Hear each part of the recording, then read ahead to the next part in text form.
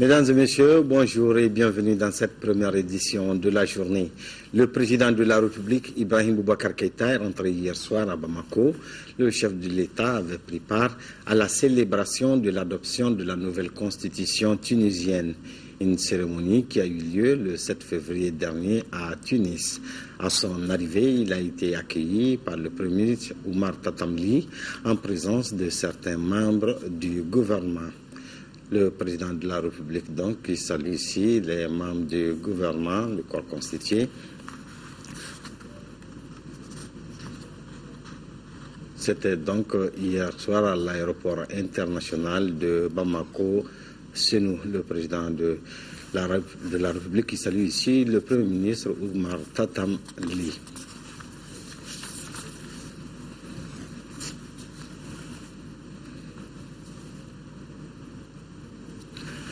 Dans les prochains 18 mois, 120 bureaux et 15 maisons d'arrêt seront réhabilités et équipés, 500 agents de sécurité formés sur les droits de l'homme. C'est dans le cadre du projet Restauration de l'autorité de l'État et accès à la justice dans le nord du Mali.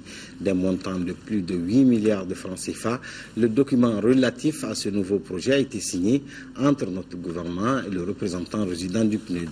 C'était en présence de Ramata Koné. C'est pour garantir la présence de l'État sur toute l'étendue du territoire national que les autorités et leurs partenaires ont mis sur pied ce nouveau projet. Il s'agit du projet intitulé « Restauration de l'autorité de l'État et accès à la justice dans le nord du Mali ». Ce projet prévoit plusieurs activités. Appuyer la réalisation des travaux de réhabilitation et de l'équipement de 120 bureaux et de 15 maisons d'arrêt. Améliorer les conditions de travail des agents à travers la mise à disposition de 200 kits de matériel informatique, des bureaux et des mallettes de documents et textes usuels fondamentaux. Renforcer les capacités des représentants de l'administration publique ainsi que des 500 agents de police et de sécurité sur des thématiques en rapport avec l'éthique, la redevabilité, les droits de l'homme, le genre, etc. Ces activités seront exécutées pendant 18 mois pour un coût global de plus de 8 milliards de francs CFA. L'objectif de ce projet est d'aider le gouvernement à assurer la reprise des fonctions essentielles de l'État, des autorités des collectivités territoriales et la restauration de l'autorité de l'État. Ceci à travers le redéploiement des services de l'administration classique ainsi que des magistrats dans les régions de Tombouctou, Gao, Kidal et une partie des régions de Ségou et Mopti. Dans ces différentes zones, une cinquantaine de micro-projets seront également appuyés. Outre le programme des Nations Unies pour le développement PNUD, plusieurs partenaires dont le Japon et la MINUSMA participent à la réalisation de ce projet. Un reportage signé donc Ramata Konaté. Le ministre de l'Équipement et des Transports a visité les chantiers d'aménagement et de renforcement de certaines voies à travers la ville de Bamako. Au cours de cette visite, la délégation a constaté un retard dans les travaux. Le ministre se dit tout de même confiant et nous précise Isaac Tcheni. Par cette visite, le ministre de l'Équipement et des Transports est venu constater de visu l'avancement des travaux de construction de routes à travers le district de Bamako. Ces travaux concernent l'élargissement en 2x3 voies de l'aménagement du boulevard du 22 octobre 1946, l'élargissement en 2x2 voies de la corniche sur une longueur de 2,3 km, le renforcement de l'avenue du 5 septembre, et l'aménagement et la construction d'un giratoire sur la corniche au niveau du carrefour de l'UNSUC, entre autres. Le taux d'exécution il tourne autour de 38%. Ce qui reste à faire, c'est plutôt des travaux de revêtement surtout, qui ne prennent pas beaucoup de temps. Nous avons eu quand même des difficultés, mais à ce jour, on n'a pas de difficultés comme telles. L'avancement est normal et on pourra résorber un peu le retard parce qu'on est quand même un peu en retard. Le ministre Koumaré, au cours de cette visite, n'a pas manqué de faire cas de ces soucis qui s'articulent autour du délai d'exécution, de la sécurité des usagers et du problème environnemental. À la lumière des réponses des techniciens, le ministre s'est dit satisfait. Certes, il y a quelques petits retards dû souvent à des problèmes de libération d'emprise ou de réseau d'eau et d'électricité. Mais techniquement, les projets avancent normalement et aussi ce qu'on a vu peut nous permettre de croire que les travaux seront terminés, pas dans le délai requis, mais pas trop loin du délai requis. Ces travaux entrent dans le cadre de l'embellissement de la ville et d'aménagement des infrastructures routières dans notre pays. Toute chose qui devra favoriser la fluidité du trafic et la sécurisation des usagers. Le ministre du Logement, lui, était sur le chantier des travaux de construction des logements de la Société de promotion des matériaux de construction immobilière, Sopromac. Constat, les travaux qui concernent 30 logements de type moyen ou standing sont exécutés à 70%. Daouda Sidiki Diara. Donner un cadre de vie meilleur aux populations maliennes, tel est le credo du gouvernement. Le ministre du Logement, dans cette optique, a consacré une partie de son emploi du temps de ce lundi pour venir se faire une idée de la qualité des travaux de construction des 30 logements entrepris par la Société de production des matériaux de construction immobilière à Samaya. Ces programmes apparaissent comme complémentaires à ceux de l'État, notamment les logements sociaux.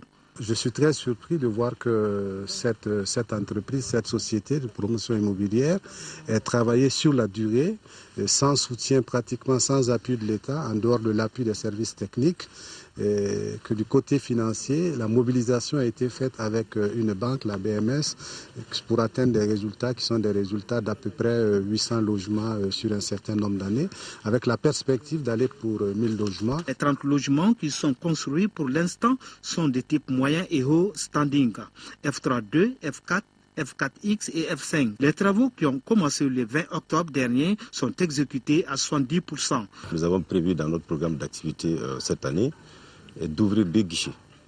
Un guichet pour venir en appui aux clients du programme des coopératives et un autre guichet pour venir en appui aux clients des sociétés de promotion immobilière. Jusqu'à présent, les cités que nous avons réalisées, c'est avec des privés, des particuliers que nous avons acheté ces terrains, ce qui rend le coût final du logement plus élevé.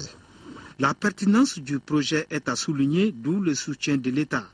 Nous avons certains, malheureusement, qui ont bénéficié effectivement des avantages, qui ont bénéficié des parcelles qui, depuis plus de 10 ans, ne sont pas parvenus à réaliser un seul logement. Et cela ne peut pas continuer, cela ne doit pas continuer parce que les Maliens vraiment ont besoin de logements. La Banque malienne de solidarité accompagne pour la 5e fois cette société dans la construction des logements sur des sites définis par Sopromac. Pour un client désireux d'acquérir un logement Sopromac en fonction du type de logement, l'apport personnel demandé au client se situe entre 30 et 50% et le reste est adossé à son salaire sur une durée de 7 à 10 ans. La fourchette des prix se situe entre 22 750 000 et 38 millions. Avec ses 167 parcelles, le site de Samaya s'étend sur 5 hectares et demi. Il est situé à 2 km de Sebenikoro sur le côté ouest de la route menant à Kangaba. Visite de terrain à Machogo dans le cercle de Kadjoulou, en 3e région d'une délégation de la Chambre des mines du Mali, s'imprégner des réalités de leur paillage et surtout de la faisabilité du projet de restructuration du secteur était entre autres objectifs de la mission. Aluseni Touré et Adraman Doka sont nos envoyés spéciaux. Voici la forêt classée de Machogo, ou plutôt ce qu'il en reste suite à l'action destructrice de l'homme. Dans cette forêt, des indices d'existence du métal jaune ont été découverts, d'où la convoitise dont elle est aujourd'hui l'objet. Un permis de recherche avait été attribué sur cet espace, permis annulé par la suite, on ne sait trop pourquoi.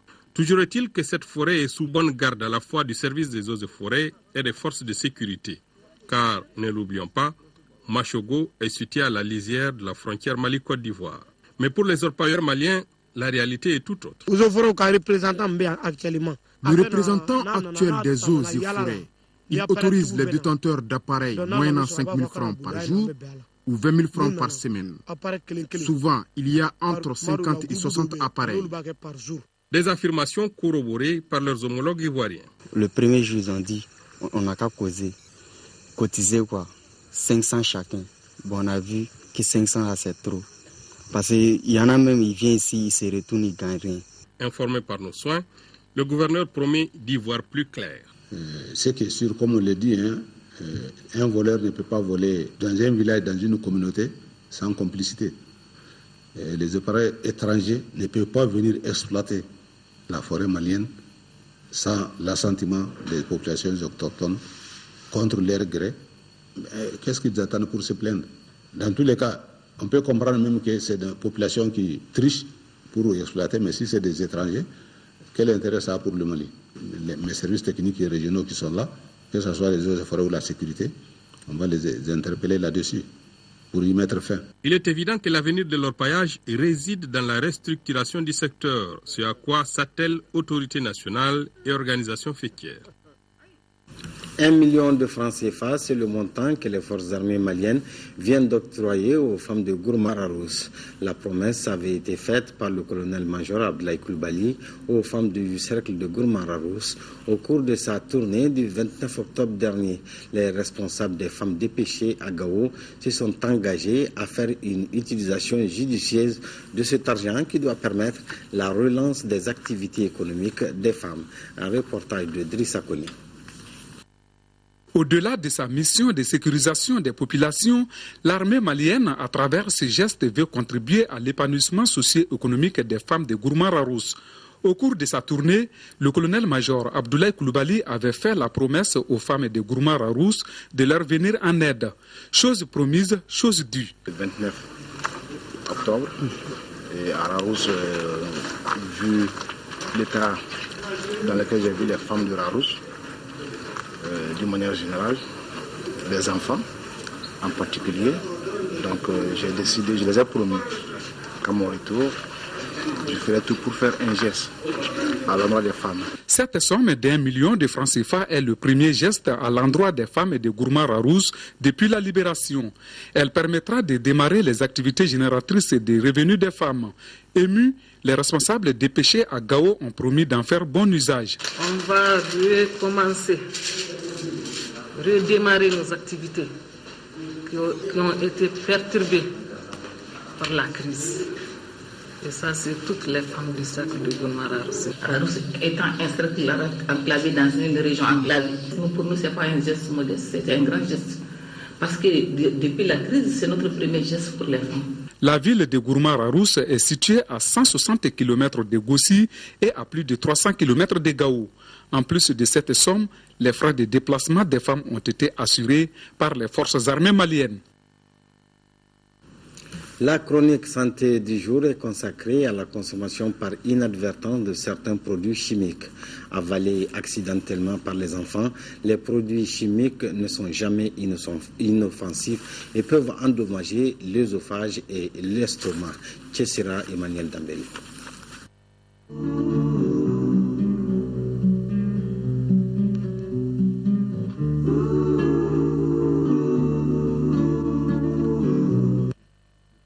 La sténose caustique désigne le rétrécissement du calibre de l'œsophage. Elle intervient quelques mois après qu'une personne eut avalé des produits chimiques corrosifs qui brûlent la muqueuse. Les personnes souffrant de pareils problèmes au Mali sont de plus en plus nombreuses. Une trentaine de cas touchant essentiellement des enfants dans le seul hôpital du Mali ces 2 dernières années. Le phénomène n'est pas nouveau et pose le problème des accidents domestiques traumatisants pour les tout-petits. C'est des accidents qui arrivent généralement dans 80% sur les lieux de travail des femmes. Parce que les enfants qui sont à 4 pattes, donc des enfants qui rampent ou bien qui viennent à peine de marcher, boivent ces produits de façon accidentelle et ça brûle la bouche et l'œsophage. Donc les malades qui nous arrivent sont des malades qui sont très fatigués parce qu'une fois que la brûlure arrive, les malades n'arrivent pas au chirurgien. Ils tournent d'abord dans le traitement chez les thérapeutes, les médecins de ville, les hôpitaux, et puis avant de trouver la référence chirurgicale adéquate. Quand l'enfant arrive tôt en pédiatrie après l'accident, on peut souvent limiter les dégâts, mais des mois après, c'est la sténose qui s'installe. Le patient peut ne pas pouvoir manger ou même avaler sa salive, ce qui conduit à la dénutrition totale. La prise en charge de la sténose caustique est pluridisciplinaire. Elle peut exiger qu'on enlève et remplace l'œsophage et l'estomac. Mais à l'hôpital du Mali, en service de chirurgie thoracique, les choses ont positivement évolué avec la technique de la dilatation. Cette méthode, qui est une méthode conservatrice, permet de dilater l'œsophage progressivement par des bougies et permet de faire manger l'enfant ou bien l'adulte pratiquement immédiatement. Mais au prix de plusieurs dilatations, parce qu'en moyenne, dans la littérature, on va jusqu'à 10 dilatations. Et on dilate pendant plusieurs années, parfois 2 ans, parfois 3 ans. Mais les malades arrivent à guérir complètement après ces dilatations-là. Mais généralement, les patients rôdent longtemps avant d'arriver chez les spécialistes capables de faire la prise en charge. Avec l'augmentation du nombre de cas, l'hôpital du Mali a pris des mesures grâce à la sensibilisation et à la prise en charge de certains cas. Mais au Mali, les produits chimiques incriminés dans les intoxications ne sont pas bien emballés et ne sont pas vus comme tels, ce qui fait que le risque reste entier chez les enfants des teinturières, des coiffeuses et des producteurs de savon.